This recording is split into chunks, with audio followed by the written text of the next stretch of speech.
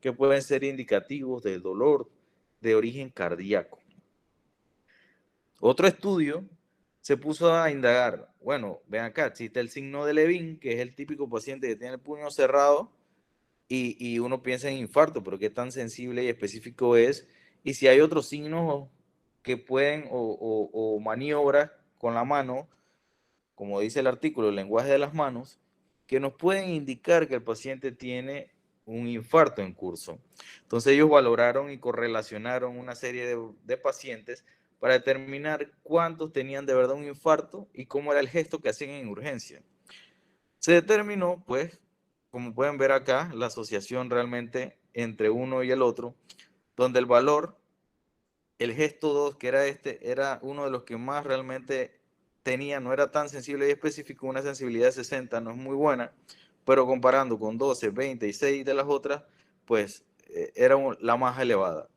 Pero se dieron cuenta que cuando el paciente cambiaba la mano, o sea que estaba inquieto y de pronto pasaba al patrón 1, de pronto estaba con el patrón 2 y a veces con el patrón 3, la combinación de esas posturas o la combinación de esos signos de postura de la mano era más sensible al momento de captar los pacientes con un 93% como tal.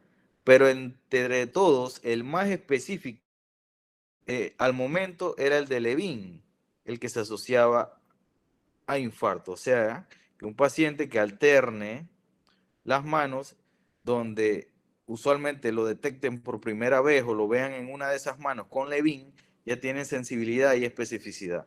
Otros signos ya un poco menos específicos y que no tenían tanto valor pronóstico eran estos otros que donde el paciente pues agarraba otros miembros o hacía otro tipo de signos.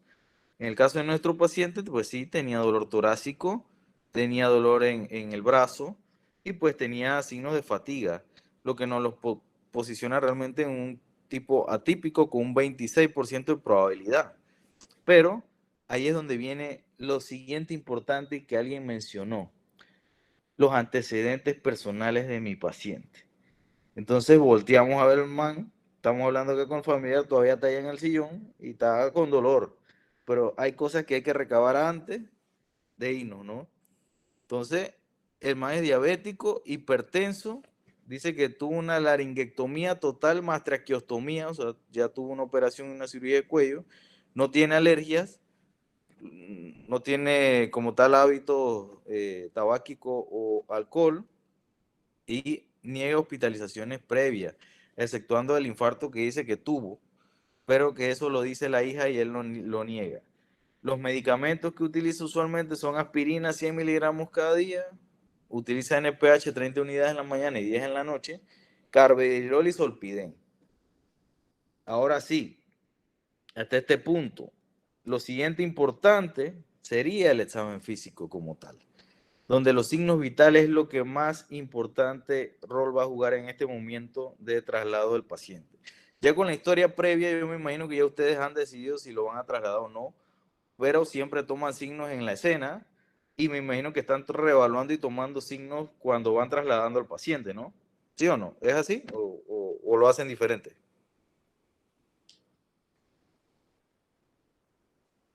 ¿Aló? Es Sí, así, doctor. doctor. Sí.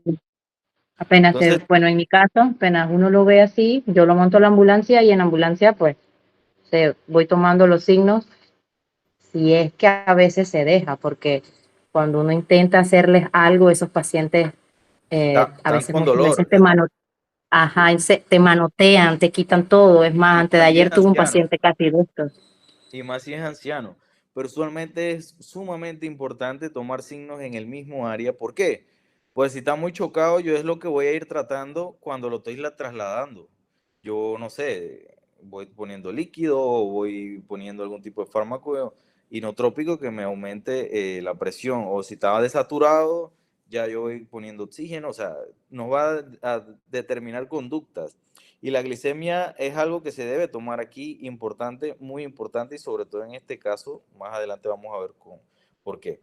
Pero en modo general tenemos un paciente pues, que está alerta orientada en las tres esferas, no vemos en el cuello signos de ingurgitación yugular por ahora, vemos una cicatriz de traqueostomizado, los pulmones pues con adecuada ampliación y ampliación, no escuchamos como tal crépitos, que es importante lo que ustedes tienen que buscar en este tipo de pacientes, porque crépito se asocia a falla cardíaca y falla cardíaca más mortalidad y posibilidad de que se caiga en paro en el traslado. Entonces, crépito, signo ominoso a buscar en el paciente. Los ruidos cardíacos en este caso son rítmicos, no escuchan soplos. El abdomen pues es algo excavado y las extremidades sin edema y el Glasgow es 15. Pero lo más llamativo pues es el paciente que tiene el dolor torácico evidente en este momento, ¿no? Entonces, hasta este punto, ¿cuál sería el siguiente paso? Ya una vez tomaron los signos vitales, tal tipo en la ambulancia, dicen arranquen pues, ¿qué pueden ir haciendo en el camino que creen que es importante? Vital, Un diría yo, EKG. el EKG. Ahora la pregunta, pues yo no sé si todas las ambulancias cuentan con EKG, aunque sea del trazo corto, o no hay EKG, o sí. No todas cuentan con el cajero. No todas tienen EKG, me imaginé que no iba a ser, que esa iba a ser la respuesta, ¿no? Pero en teoría todas deberían tener por lo menos el que es de un solo trazo de largo para determinar posibilidad, ¿no? Porque así ustedes derivan a un centro con cateterismo o sin cateterismo según el algoritmo. Pero aquí todos irían en teoría para el regional, así que pues ahí no hay tutía. Pero el EKG sí es de vital importancia al momento del abordaje, porque eso es lo que nos va a clasificar como tal todo el espectro del síndrome coronario agudo. Suponiendo que estamos en una de las ambulancias que va a donar Mulino para la Caja de Seguro Social, que todas traen EKG, y lo que vemos es esto. Entonces, ¿apoya este EKG el diagnóstico o no apoya el diagnóstico que tenemos en mente hasta ahora del paciente? Y que ven, ¿no?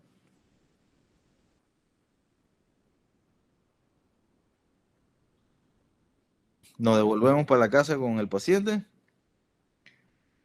lo llevamos a opción B,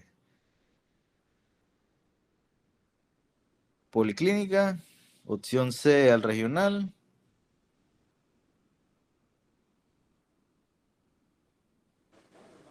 Tercer nivel. ¿Qué vemos en el electro? Ya esta clase la dimos, la parte de EKG, ¿no? Ustedes tienen que estar pro en EKG.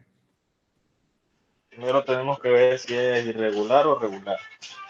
Así es, regular o irregular. En este caso es un ritmo bastante regular, diría yo, ¿no? Con una frecuencia Sí, correcto, aproximada, regular.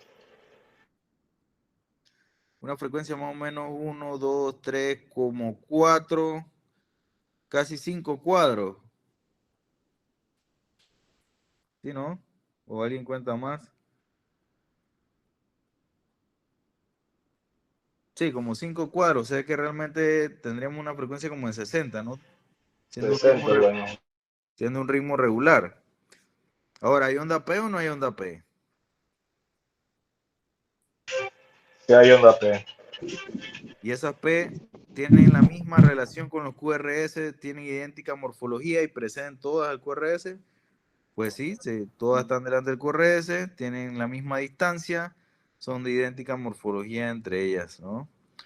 Entonces estamos ante un ritmo sinusal. Lo siguiente es el QRS y el punto J.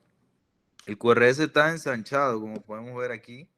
Empieza más o menos acá y por acá finaliza, o sea que está prolongado. Pero lo llamativo es el punto J. Este paciente tiene infradesnivel del ST en cara anterior, casi anterosectal. B5, B6 sí está elevado. D2, D3 y ABF elevado. ¿Y qué dijimos de estos pacientes?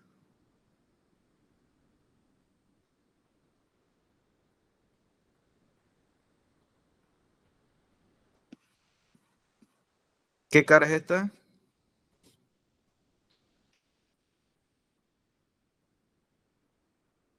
Ese es el ¿Qué cara es esa?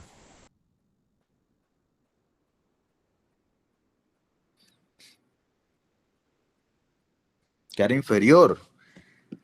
Y los pacientes con infradesnivel o en cara anterior y supradesnivel en cara inferior, usualmente tenemos que fijarnos, ¿no? Si de 3 es mayor que de 2. Porque si de 3 es mayor que de 2 en altura, usualmente puede ser un infarto de la coronaria derecha. Y esos pacientes se van a chocar y tienen más inestabilidad hemodinámica. ¿Sí? Y también están contraindicados los nitratos como tal. Así que en ese caso, pues, es ominoso, sí, porque ustedes van a estar un buen rato con ese paciente mientras los trasladan, sobre todo en los tranques que se están haciendo ahora en nuestra hermosa provincia. Pero hay otros patrones que ustedes no pueden dejar ir o no les puede llamar la atención, o si los ve les tiene que llamar la atención de fuerza y saber que ese paciente va mal y va grave, que son algunos patrones ominosos que también están descritos que deben ubicarse en el paciente. Patrones que no pueden pasar desapercibidos y que deben ser un red flag claro al momento de ustedes evaluarlo o ver este tipo de electro como tal, y que son equivalentes de que ese paciente está infartado sin tener como tal una elevación del ST en el electro. Entonces, uno es la oclusión de una arteria que es la primera diagonal. Usualmente lo que vas a ver es una elevación del ST en ABL y B2. ¿Ves todo lo demás? Para hacer el diagnóstico de infarto necesitas dos derivadas contiguas. En este caso no tienes dos derivadas contiguas, nada más tienes B2 elevado. Pero ¿qué tal? También tienes ABL. Y tú dices, ven acá, pero realmente no me está haciendo el criterio, porque lo demás de uno también ahí pareciera que está elevado, pero, o sea, empiezas a dudarlo. Pero D2 y ABL elevado se pueden determinar como si fueran derivadas contiguas y hacen referencia a que puede ser una obstrucción de una arteria que es específicamente la primera diagonal. Otro signo importante que no pueden dejar pasar es el patrón de Winter. El patrón de Winter básicamente es un infradesnivel del ST que tiene un patrón en colgadura, como vemos aquí en B3. El ST cae y como si fuera una colgadura, un colgajo, sube lentamente y usualmente acompañado de una T picuda. Eso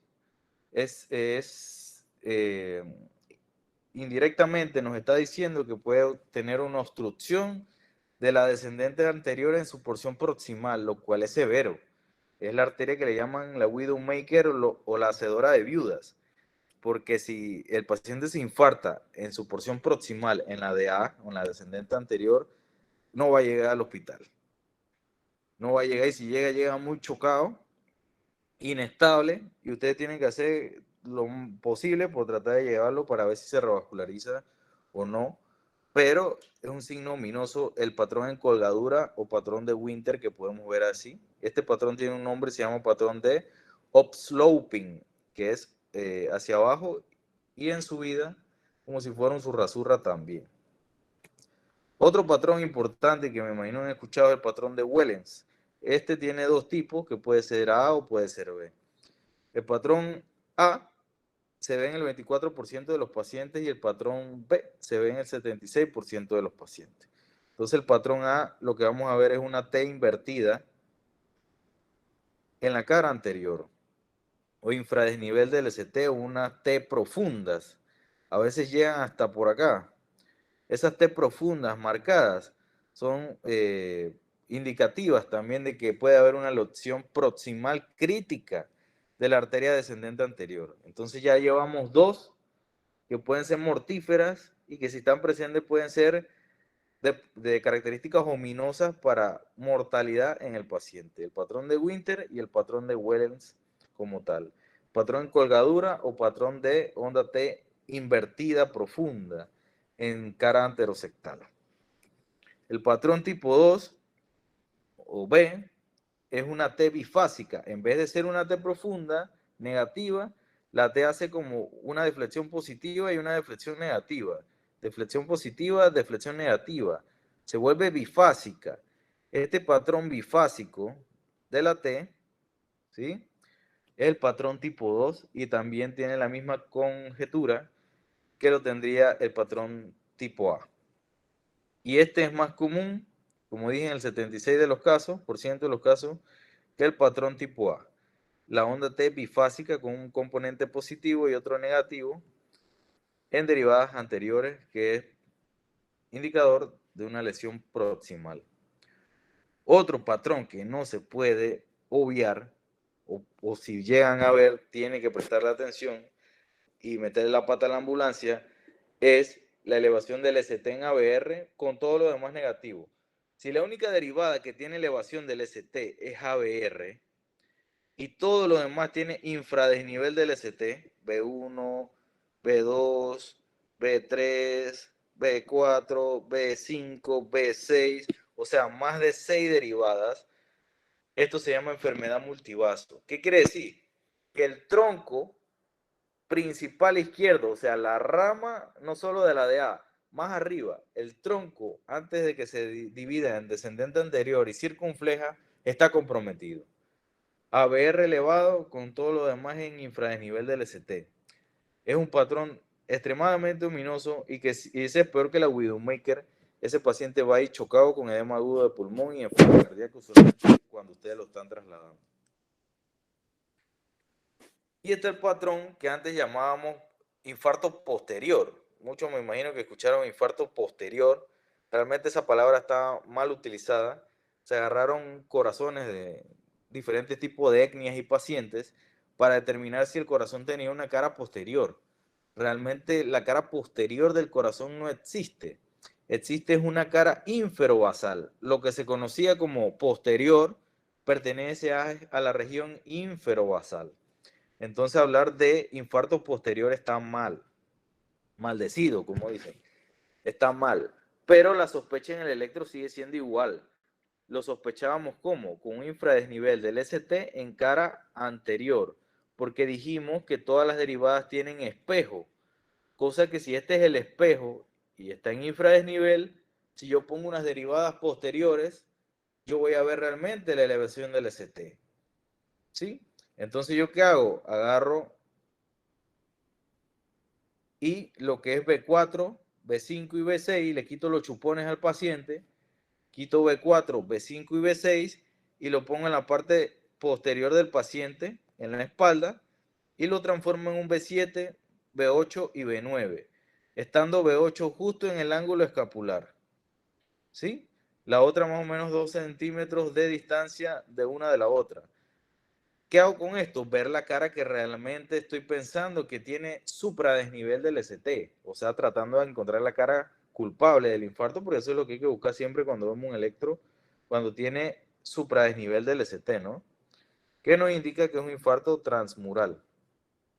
Entonces, trabo aquí. A ver.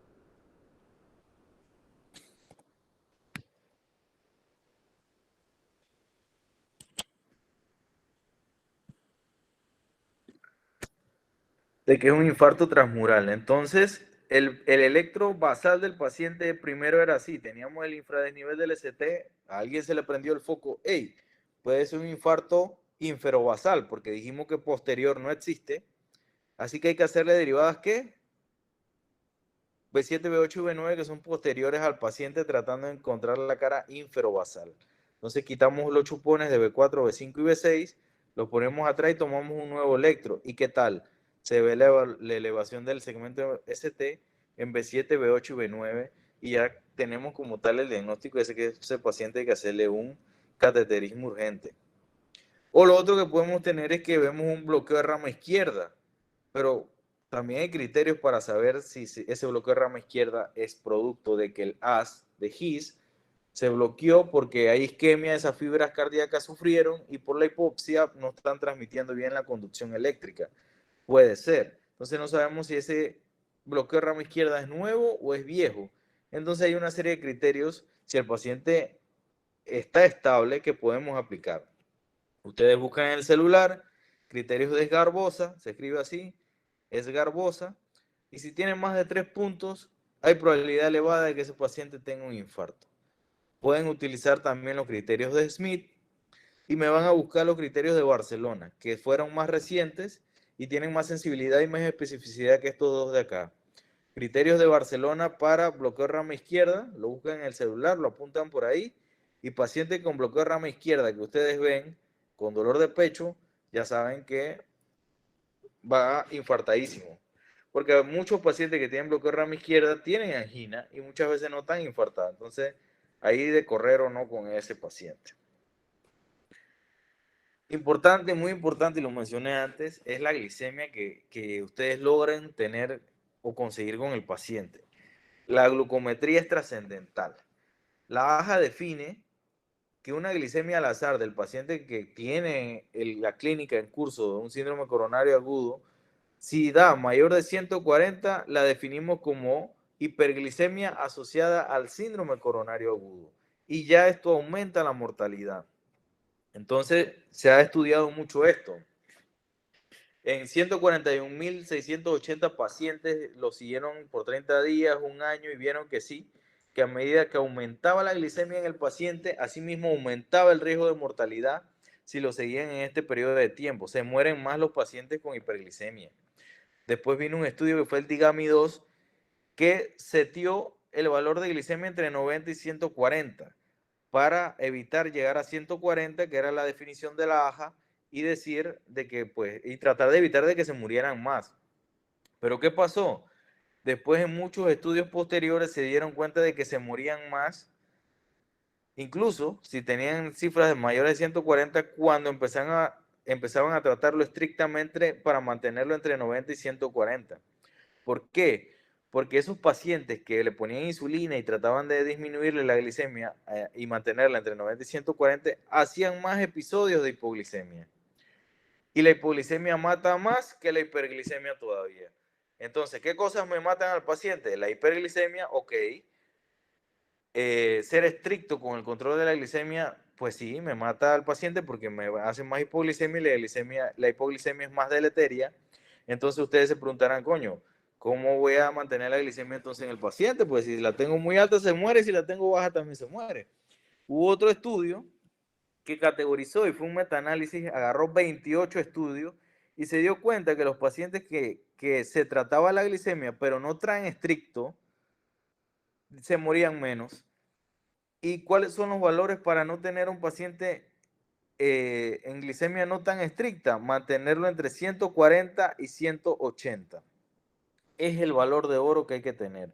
Por ejemplo, estos pacientes se mantuvieron entre 153, 103, la morbilidad y mortalidad fue mucho menor que en los pacientes que se controlaban mucho más estrictos, con 140 hacia abajo, ya que tenían más probabilidad de hacer que hipoglicemia. Entonces, este grupo de pacientes, mayor hipoglicemia cuando están cercanos al 140 y hacia abajo, versus los pacientes que estaban hacia arriba y con tendencia a menor al 180, se mueren menos. Entonces, el valor que hay que recordar es que ese paciente tiene que estar entre ¿cuánto? 140 y 180 de glicemia. Ese estudio Night Sugar y una revisión de un metaanálisis. De ahí la hiperglicemia, pues, ¿por qué es mala? Porque se asocia a disfunción endotelial, a hiperreactividad plaquetaria, incremento de activación de citocinas, o sea, más inflamación, hay mayor circulación de lipólisis y ácidos grasos circulantes, o sea, mayor grasa en las arterias, hay diuresis osmótica, fenómeno no reflow, un montón de cosas que alteran la inestabilidad de la placa y pueden aumentar la mortalidad. Entonces, ¿con qué se tratan esos pacientes? Con insulina. Se hizo otro metaanálisis para ver con qué se trataba los pacientes, si con fármacos vía oral, insulina versus fármacos oral o placebo. Y los pacientes, todos los cuadritos están del lado de insulina mejor, o sea que le fue mejor en el grupo de insulina, y la tendencia era a que la insulina era mejor en este grupo de pacientes, sobre todo con infarto, ¿no? Pacientes de cirugía cardíaca, pacientes que están en UCI.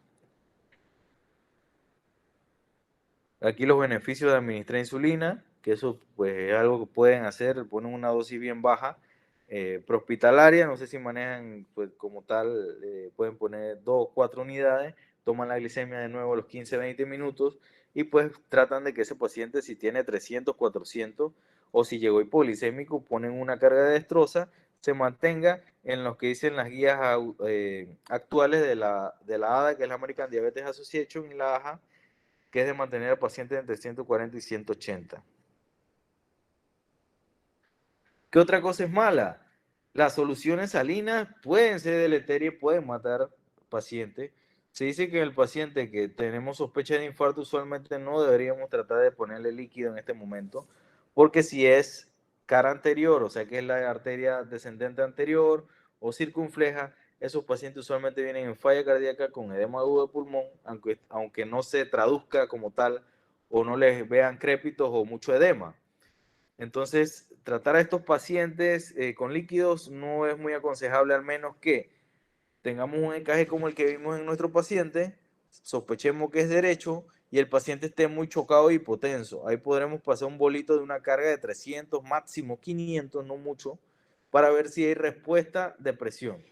Si yo le pongo 300 y tomo la presión a los 20 minutos y subió, quiere decir que tal vez es derecho y ese paciente se mejora un poco más si yo le pongo un poquito más de líquido. Pero si al contrario está más chocado y está peor, pues tengo que empezar a meterle furosemida, porque lo que probablemente tiene es una obstrucción de la descendente anterior. Aquí pues donde podemos ver mayor mortalidad en los pacientes cuando pues se es estricto con las cifras de sodio. Y aquí que usualmente restringimos sodio cuando está hospitalizado, pero ha habido un estudio que dice que mantener el sodio muy bajo, o sea, quitarle la sal completamente a un paciente hospitalizado es malo, se mueren más.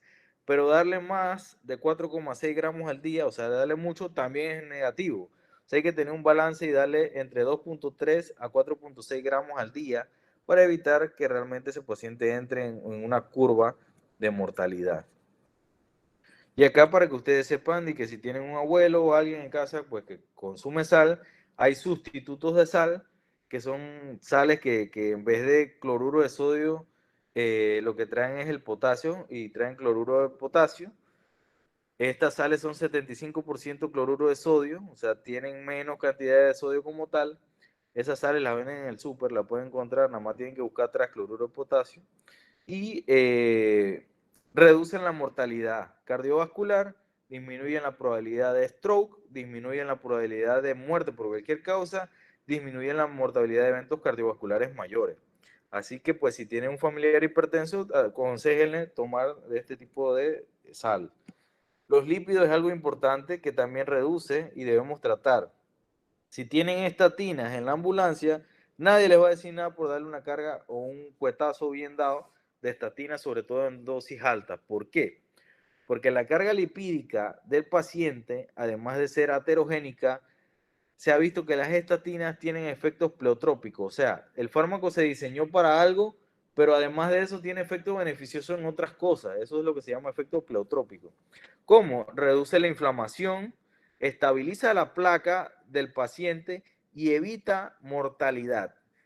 Es mejor tener una placa estable, con más colágeno, que una placa que está rota y se sigue rompiendo y sigue haciéndome trombo. Y el paciente continúa peor de infartado. Entonces, ¿a qué dosis? Hay diferentes tipos de estatina: rosuvastatina, simvastatina, pravastatina, lovastatina, fluvastatina. Las más fuertes son las que hay que dar, que es rosuvastatina y atorvastatina. Nadie les va a decir nada si le dan 40 miligramos rosuvastatina o 80 miligramos atorvastatina al paciente, porque eso es lo que dicen todas las guías y todos los pacientes con infarto deben tener estatina, al menos que el man sea alérgico, cosa que es rarísima. Casi ningún paciente es alérgico a la estatina, o que te diga que es intolerante a las estatinas por X o Y motivo, no sé, que alguna vez la tomó, pero fuera de eso, todos deben recibir rosuvastatina 40 o atorvastatina 80 miligramos. ¿Sí? Aquí pues la reducción de la mortalidad, nomás para presentarla. Y las dosis que son las recomendadas como tal. Acá estas son estatinas de baja potencia, no hubo diferencia en mortalidad como tal, pero cuando utilizaron estatinas de alta potencia, hablo atorvastatina 80 o rosuvastatina versus la estatina de baja potencia, se redujo el objetivo primario y redujo mortalidad en los diferentes estudios como tal. Recordar que estas son estatinas de baja potencia y moderada potencia. O sea, si yo doy atorvastatina 10 o 20 miligramos, no estoy haciendo nada porque es de baja o moderada potencia. Si yo estoy dando rosuvastatina de 5 o 10 miligramos, no estoy haciendo nada porque estoy a una dosis muy baja. Simvastatina ni se la enseño. Y lo peor es que eso es lo que tiene el seguro. El MINSA, no sé si alguno trabaja aquí en el MINSA sí tiene rosuvastatina. pero nosotros nada más tenemos simvastatina, así que prácticamente, y se la damos, pero prácticamente estamos haciendo nada, pero como aquí la consigna en el seguro bueno es peor es nada, hay que darle lo que hay, ¿no? Pero lo ideal, dijimos, es atorva 40 a 80 y rosuvastatina más de 20, pero lo preferible es 40 miligramos, como tal, que son las dosis altas o estatinas de alta intensidad. 40 de rosu y 80 de atorva. Aquí pues más estudios que prueban que pues la reducción de la mortalidad y MACE, sobre todo en los pacientes con infarto agudo del miocardio, que pues se le trataba con dosis altas de estatinas. Y acá un estudio reciente, un metaanálisis que revisó muchos resultados como tal en 40.000 pacientes que se reclutaron en diferentes estudios desde el 2006 hasta el 2016 y pues que coincide en que el tratamiento agudo y abrupto en descenso de lípidos desciende mortalidad como tal. La aspirina, pues nadie le va a decir nada tampoco por una aspirina. Todo paciente tiene que recibir la carga de aspirina, al menos contraindicaciones que venga sangrando y que se infartó y se cayó y tuvo un trauma craneoencefálico y viene sangrando por la cabeza, o se cayó, se infartó y se tropezó y no sé, pero casi todos los pacientes, salvo que vengan con algún tipo de hemorragia, deben recibir aspirina como tal, porque eso también me disminuye la mortalidad por todas las causas con una P muy significativa. El oxígeno, hablamos de eso en la clase pasada, solo colocar oxígeno si el paciente tiene saturación menos de 90. Si ponen oxígeno arriba de 90 en falla cardíaca o en infarto, están aumentando la mortalidad. ¿Por qué? Porque el oxígeno se une a moléculas o especies reactivas de oxígeno, produce más daño endotelial, me lesiona, valga la redundancia, el endotelio y me agranda el infarto. Me hace más grande el core o el núcleo del infarto. Y pues la morfina, que también se puede indicar con indicación 1C, si el dolor es muy acusado o el paciente no le mejora el dolor, que podría ser fácilmente el paciente que estamos trasladando en este momento que estaba bien cogido en el dolor. Entonces acá vemos las indicaciones, ¿no? Clopidogrel se vio en un estudio que la aspirina reducía mortalidad, pero cuando reducía mortalidad, mayormente era cuando se asociaba a clopidogrel, que es un inhibidor del P2Y12, que es una proteína que permite la adhesión plaquetaria o que las plaquetas se adhieran al endotelio. Y se comparó versus aspirina sola y era grandísimo la diferencia. O sea, disminuyes mucha muerte con aspirina, pero ya es un pecado no dar aspirina y clopidogrel juntos. Hay que darlos juntos porque se sabe que tienen mayor evidencia. Nadie le va a decir nada tampoco por dar la dosis de carga de 600 miligramos como tal de clopidogrel en carga de infarto o los 300 de aspirina como tal. ¿Qué más esto? Pues ya es manejo intrahospitalario, si se va a fibrinolizar, no se va a fibrinolizar. Usualmente todos los pacientes que están con infarto se deben anticoagular y usamos en el hospital enoxaparina o clexane para eso, le ponemos dosis de anticoagulación, lo dejamos anticoagulado todo el tiempo que está hospitalizado porque ese paciente tenemos que evitar que se reinfarte. Las primeras 2 a 3 semanas del infarto, la principal causa de muerte es arritmia o reinfarto. Entonces hay que evitar que se vuelva a reinfartar. Entonces tenemos aspirina, clopidogrel y tenemos anticoagulante. O sea, triple terapia para evitar que se formen trombos en este paciente. Otras cosas que podemos usar, el paciente está muy hipertenso, no he podido controlar la frecuencia, ustedes en la ambulancia pueden utilizar ciertos fármacos. Entre esos están los IECA, los ARA2 o los betabloqueadores. Betabloqueadores en el primera instancia, en el infarto, pues tratamos de no usarlo tanto porque el paciente puede ser muy volátil y sobre todo si nunca ha recibido betabloqueador como tal. Si por el contrario él te dice que siempre ha tomado betabloqueador, te enseña la pastilla del carvedilol, pues podríamos utilizar este como ya sabemos que el paciente tiene una buena tolerancia. Si no, pues damos un IECA, perindopril, isinopril, enalapril, lo que ustedes quieran que termine en pril, que también disminuye la fibrosis y disminuye como tal eventos cardiovasculares mayores en el paciente con infarto. ¿Sí? La betalol prohibido, yo creo que yo lo dije la última vez también, verapamilo prohibido. en infarto agudo del miocardio agudo. Ni se les ocurra poner una betalol a alguien que va con emergencia hipertensiva y sospecha de síndrome coronario agudo con elevación del ST. Utilizaremos IECA o otro fármaco tratando pues de que disminuir la presión como tal, captopril sublingual si tienen, y preguntarán, digo, ok, pero el paciente como tal está inestable y tenemos que utilizar vía intravenosa. Lo ideal sería que le pusieran nitroglicerina, lo ideal, y que el paciente llegara con un goteo de nitro. Pero yo sé que pues tal vez no va a haber nitroglicerina en todas las ambulancias. No sé si estoy mintiendo, me dejarán mentir. A veces no hay nitro. Pero si pueden, ustedes ponen 50 miligramos de nitroglicerina en 250 miligramos de solución salina normal o lactato, no sé. Y cada 3 minutos, cada 15 minutos, perdón, van titulando el goteo, pero sé que no hay bomba también. Coño, esta vaina es como trabaja en gas ahorita. Pero lo ideal sería que si tuvieran una bomba, cada 15 minutos ustedes van subiéndole 3 cc a la bomba hasta que la presión está menor de 140 milímetros de sistólica sobre 90 de diastólica. Esa es la meta en el infarto agudo del miocardio. El paciente no puede tener 160, no puede tener 150, no puede tener 180 porque se muere más. Yo tengo que hacer lo posible por disminuir la presión arterial a menos de 140. Por eso es que va llegando, lo vemos infartado y con la presión alta lo primero que le ponemos es un goteo de nitro.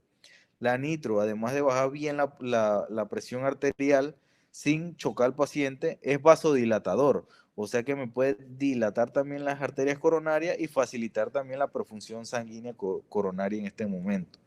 Así que la Princess sería la nitro y de ahí pues todos los orales que tengan que ser en yeca. Beta bloqueador si el paciente lo toleraba o lo usaba antes y pues tratar de evitar el verapamilo, la betalol y pues estos beta bloqueadores a dosis altas y B.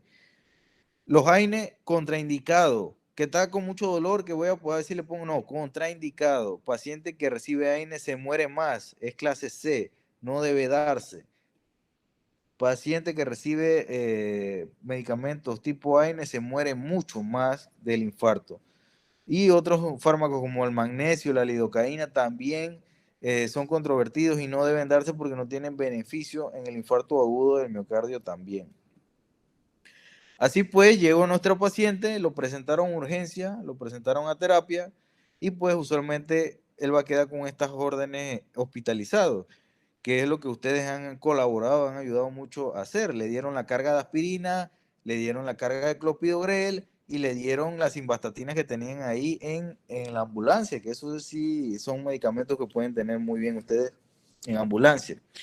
Cosa que el paciente hospitalizado ya si es que el médico no pregunta, pues debe recibir carga prehospitalaria. Si no, el médico se la debe de dar, pero acuérdense que tiempo es corazón y usualmente la llegada a los cuartos de urgencia y sobre todo porque los pacientes se demoran en llamar la ambulancia, es cada vez mayor con los tranques que se están formando aquí en Chiriquí, que esto parece Panamá. Usualmente ese paciente se admitirá a cargo de cardiología, tendrá monitorización cardíaca continua cada hora horaria, se le medirá como tal, se le darán medicamentos de aspirina, ya dijimos que tiene buena indicación, junto a clopidogrel, no pueden ir separados, clexane, dosis anticoagulante, el omeprazol como protector gástrico, las estatinas, la dosis mayor posible tolerada, en este caso solo tenemos simvastatina. Si el paciente utilizaba Torva, pues se le dice al familiar que traiga o Rosu, o si no, pues si lo puede comprar. En este caso nuestro paciente también usaba beta bloqueador, se le dejó seriado porque ya lo toleraba y se le puso un perindopril también cada día para mantener la presión en rango óptimo y se le programa un eco para ver la FEBI, para ver si quedó en falla cardíaca o hay algo que podamos rescatar. En este caso tenía elevación del segmento CT también, así que lo más probable es que vaya a cateterismo cardíaco también urgente. Se le toma el resto de laboratorio, electrolitos, bioquímica general. La glicemia debe ser cada 6 horas. Si el paciente está estable, tranquilo, pero si el paciente lo ven muy mal, está hipotenso, requirió reanimarlo o algo, es horaria. Debe ser cada hora porque dijimos que Si baja de 140 se muere más y si sube de 180 se muere más.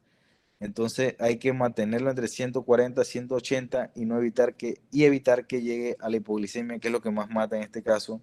La hiperglicemia mata no tanto como la hipoglicemia, pero también pues mata. Y de ahí pues valorar la diuresis horaria y el balance hídrico del paciente, se le pone sonda y vemos qué tanto orina, sobre todo si pensamos que se puede sobrecargar, y usualmente dejamos los signos vitales horarios o cada hora. Y bueno, eso era lo que tenía para comentarles. ¿Alguna pregunta hasta ahora de lo dicho? ¿Alguna anécdota que tengan, que no tienen, que sí tienen en la ambulancia?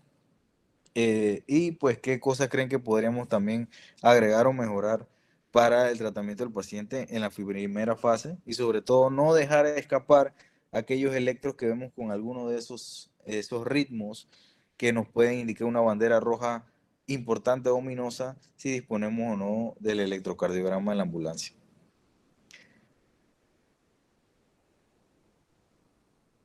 ¿Preguntas? Doctor, creo que ya la respondió, pero si el paciente es hipertenso y utiliza atorvastatina, igual se le indicaría pues al familiar que se le administre nuevamente. O sea, se le administraría nuevamente. Si es, bueno, la atorvastatina es para los lípidos, ¿no? Si ya él utiliza atorvastatina y estamos en el curso de un posible infarto, claro que sí. Digamos que él usa 20 miligramos, bueno, dele 2 pastillas, porque dijimos que la dosis de atorvastatina es de 80, no, hay que darle hasta 4 pastillas. Hay atorvastatinas de 40 y nada más se le daría 2 pastillas, por eso es importante preguntar de cuántos miligramos es la pastilla, porque la dosis que buscamos es de 80 y la Rosu, la dosis que buscamos es de 40, porque la Rosu es más potente que la Torva, pero son las dos más potentes que hay. Entonces sí, podremos decirle que le dé el fármaco al paciente.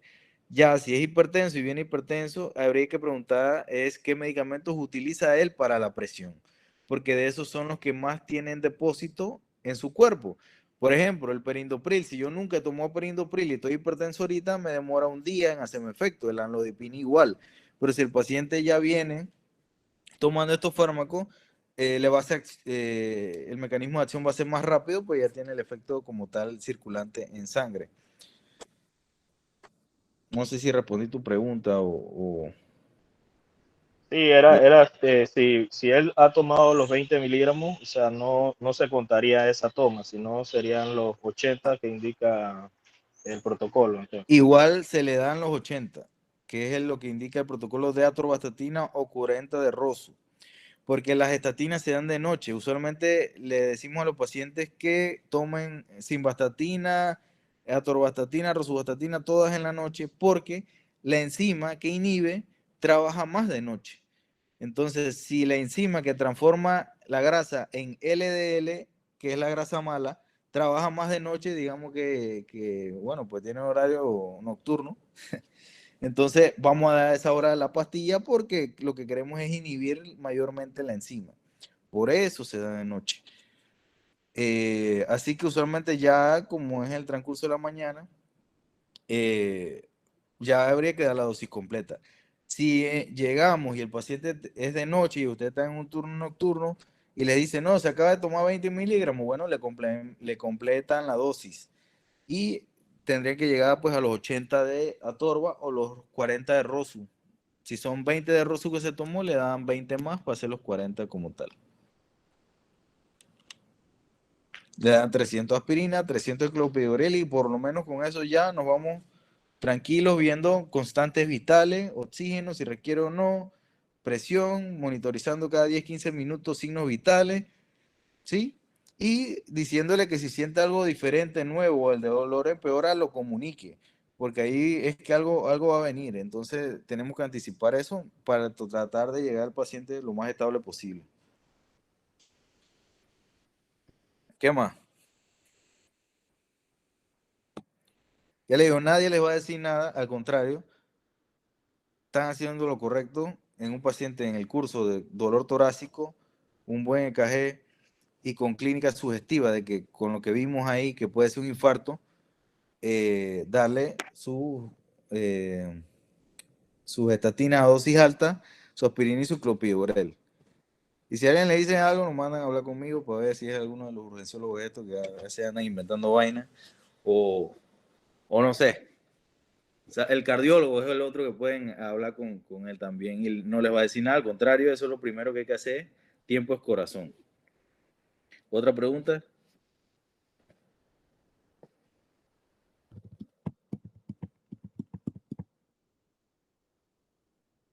No la betalol, no verapamilo.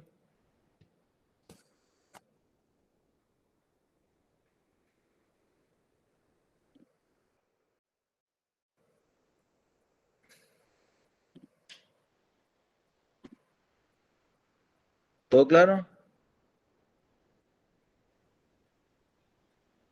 Por mi parte, sí, doctor. Muchas gracias. Vale, pues espero que haya sido de provecho y por lo menos algo se haya quedado con ustedes. Y pues nada, estamos aquí para servirles y para servir a nuestros pacientes. Y bueno, muchas gracias y que les vaya bien en la finalización del curso. Gracias, doctor. Gracias, doctor.